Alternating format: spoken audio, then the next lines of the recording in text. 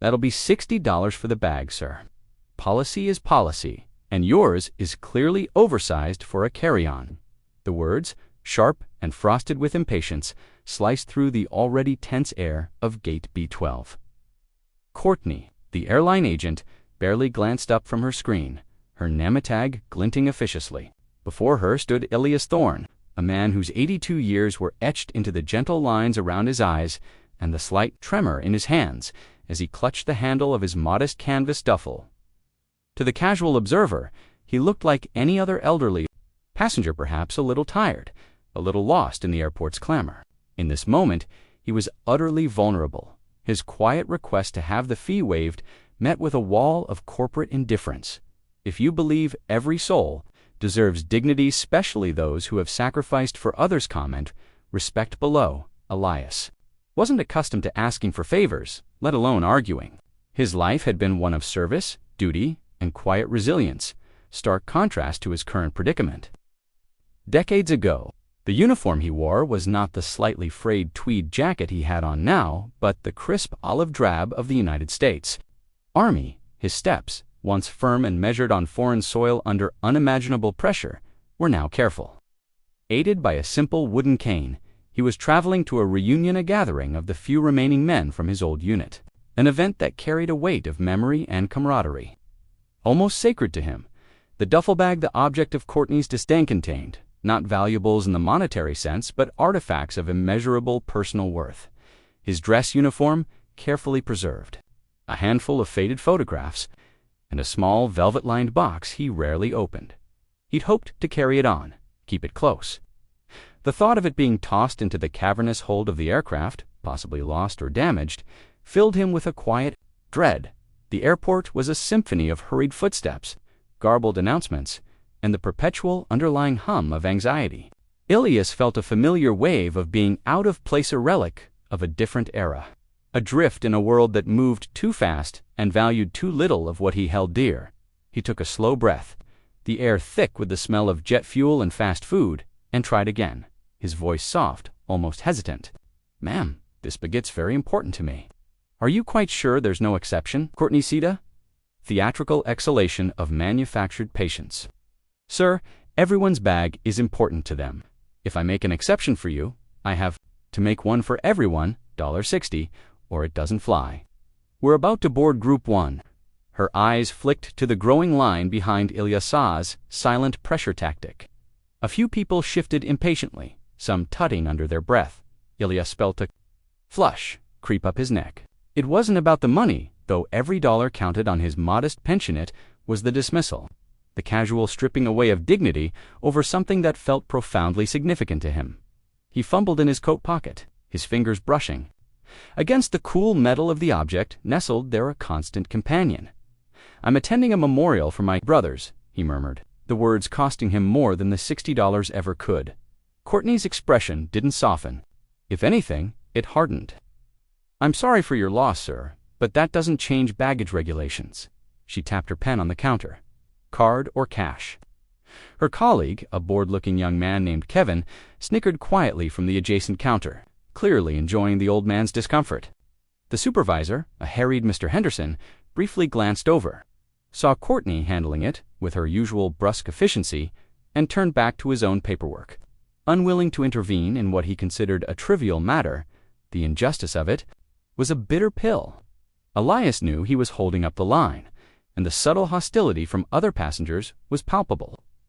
He stood there for a long moment, the noise of the airport fading into a dull roar in his ears. The polished floor reflected the harsh fluorescent lights, making the scene feel stark and unforgiving. He could feel the weight of curious, unsympathetic eyes on him. Shaman emotion he hadn't truly felt since he was a frightened recruit. Over him quickly followed by a stubborn ember of defiance, not for himself, but for what the bag and the journey represented. He thought of young Miller, who'd never made it past 19, and Sergeant Rock Riley, who'd charged a machine gun nest with nothing but a trench knife and a prayer. This bag carried their memory too.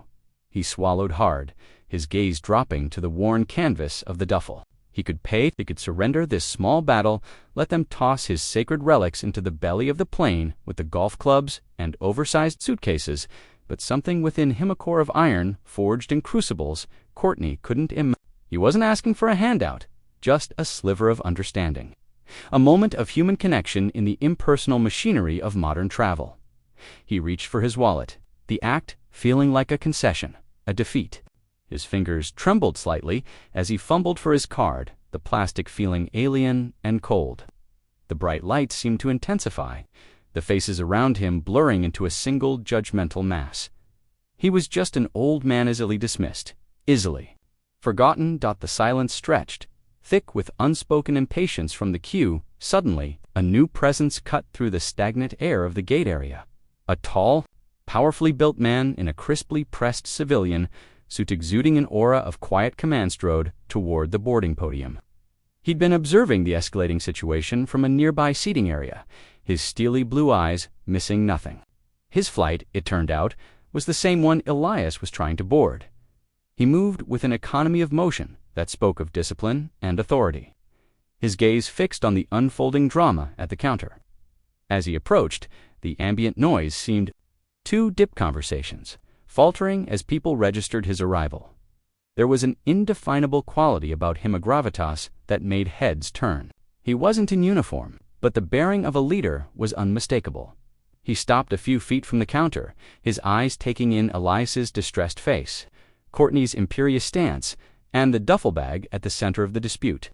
A flicker of something unreadable crossed his face recognition, perhaps, or a dawning, unwelcome suspicion.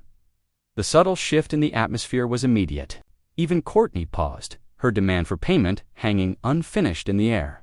This was no ordinary passenger intervening. The man's voice, when he spoke, was calm but carried an undeniable weight. Cutting through the terminal's din, "Is there a problem here, Agent?" Courtney, momentarily flustered by the unexpected interruption from someone who so clearly commanded attention, straightened her uniform jacket. "No problem, sir. Just standard baggage policy. This gentleman's carry-on is oversized." She gestured dismissively at Elias's duffel. The man's eyes, however, were not on the bag. They were fixed on Elias, a deep, searching look that seemed to pierce through the years. Through the worn tweed jacket and the tired posture, a slow frown creased the stranger's brow. He took a step closer to Elias, his gaze softening almost imperceptibly. "Excuse me, old soldier," he said, his voice now imbued with a respectful timbre that startled everyone within earshot. "Might I ask your name?" Elias, surprised by the direct address and the respectful term, looked up. "Elias," he said, his voice a little shaky. "Elias Thorne." The tall man's eyes widened, a shock of recognition, so profound it was almost palpable. He drew himself up, a subtle but unmistakable shift in his posture, as if coming to attention. "Elias Thorne, from the 1001st, he asked, his voice now low and urgent. "Battle of Herkin Forest, Hill 400. Elias's own eyes widened. "Yes, yes. I was there." A ghost of a memory, a shared crucible, flickered between them. The tall man turned slowly, deliberately, to face Courtney, whose smug expression had begun to falter, replaced by a dawning unease. "Mr. Henderson." The supervisor, sensing a significant escalation, finally hurried over. "Agent," the man said, his voice now like chips of ice, "do you have any idea who this man is?" Courtney stammered. He's a passenger, sir." The man's gaze was withering. "This passenger, Agent, is Elias Thorne, Sergeant Elias Thorne. He didn't just fight at Hill 400, he took Hill 400. He held it for 2 days, virtually alone, against 3 enemy counter-assaults after his entire platoon was wiped out. He saved countless lives, ensuring a critical strategic victory." He paused, letting his words sink in, his voice resonating with a cold fury. For his actions, Sergeant Elias Thorne was awarded the Medal of Honor. He then reached into his own breast pocket and produced a slim leather wallet, flipping it open to reveal an identification card. "I am General Marcus Thorne, United States Army, and Elias Thorne is not just a hero to this nation, he's my grandfather." A collective gasp rippled through the onlookers. Courtney's face drained of all color, her jaw slack. Kevin, the other agent, looked like he'd seen a ghost. Mr. Henderson froze mid-stride, his mouth agape. The general's gaze swept over them, cold and appraising. "This oversized bag you're so concerned about?" It likely contains the very uniform he wore. When he met presidents, the mementos of men who died under his command, and you want to charge him $60? The silence that followed was absolute, broken only by the distant rumble of a jet engine. General Thorne then stepped forward and blocked the entrance to the jet bridge, his stance unyielding. This aircraft isn't going anywhere until this is rectified, and Sergeant Thorne is treated with the honor he is due. The immediate aftermath was a flurry of mortified apologies and frantic backtracking. Mr. Henderson, now pale and sweating, practically tripped over himself to assure General Thorne that it was all a terrible misunderstanding.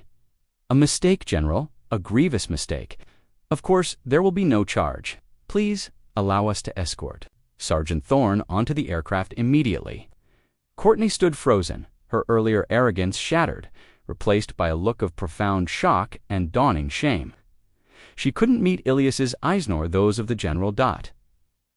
General Thorne's expression remained stern. "It's not about the $60, Henderson. It's about respect. It's about recognizing the sacrifices that allow you to stand here and argue about baggage fees." He turned to his grandfather, his demeanor softening instantly. Grandpa, right, Elias, overwhelmed but his dignity restored, managed a small, grateful nod. "I'm fine, Marcus, thank you." The general took the duffel bag from Elias's hand with a reverence that shamed everyone who had witnessed its earlier dismissal. "Let me take this for you, Sergeant." The use of his rank formal and respectful resonated deeply. Had moments before been impatient, now looked on with expressions of awe and humility. Several spontaneously broke into applause. An older woman nearby wiped a tear from her eye. The power dynamic had not just shifted, it had been utterly inverted. Courtney was quietly instructed by Henderson to step away from the podium, her face burning. Elias Thorne was personally escorted onto the aircraft by his grandson, the general, and a now deeply solicitous Mr. Henderson, the flight attendants. Alerted to the identity of their passenger, greeted him with deference and genuine warmth. He was seated in first class, his precious duffel bag stowed carefully and respectfully by the general himself in the overhead. Compartment . As General Thorne settled into the seat beside his grandfather, he gave Elias's shoulder a gentle squeeze. "Some things never change, eh, Grandpa?" "Still fighting battles." Elias chuckled a dry, rusty sound, but his eyes were bright. This one was a bit easier than Hill 400. The cabin door closed, and the plane began its journey. Mr. Henderson, back at the gate, was seen speaking very earnestly to Courtney, his gestures indicating a serious reprimand and, one hoped, a lesson learned about judging books by their covers.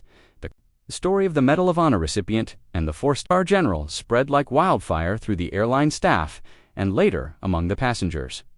The airline issued a formal apology to Elias Thorne, and rumor had it instituted new sensitivity training for its gate agents, focusing on veterans and elderly passengers. The fee was, of course, waived, and a significant donation made to a veterans charity in Elias Thorne's name. The true victory, however, was not in the waived fee or the apologies. It was in the reaffirmation of respect, the shining light cast upon a quiet hero who asked for nothing but was owed everything. It served as a stark reminder that heroes walk among us every day, often unassuming, their valor hidden beneath layers of age and humble circumstance.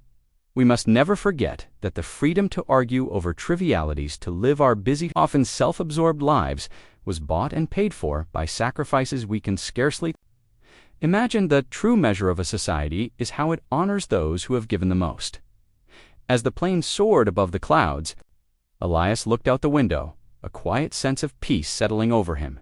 He wasn't just Elias Thorne, the old man with the troublesome bag. He was Sergeant Elias Thorne, Medal of Honor recipient, a man whose courage had shaped history. Finally on his way to honor his brothers, his dignity intact. His worth recognized, the quiet strength in his eyes reflected the endless sky, a testament to the enduring power of the human spirit. For more stories that uplift and inspire, and to ensure such acts of valor are never forgotten, to Hidden Sparks, always remember to treat everyone with dignity. For you never know the battles they have fought or the silent sacrifices they have made. Type honor if you stand with our veterans.